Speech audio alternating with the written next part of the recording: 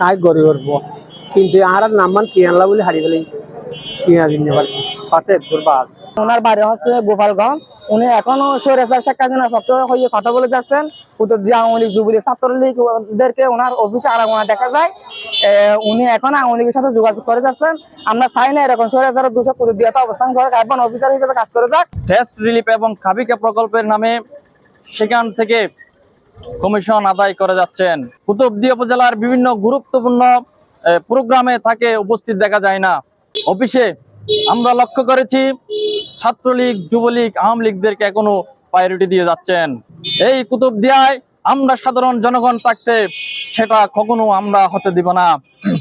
আজকের এই মঞ্চ থেকে আমরা জানিয়ে দিতে চাই, আগামী 24 ঘন্টার মধ্যে যদি এই পিআইইউকে যদি এখান থেকে অপসারণ করা না হয়, তাহলে আমরা কঠিন থেকে কঠিনতম আন্দোলনের ডাক দেব ইনশাআল্লাহ।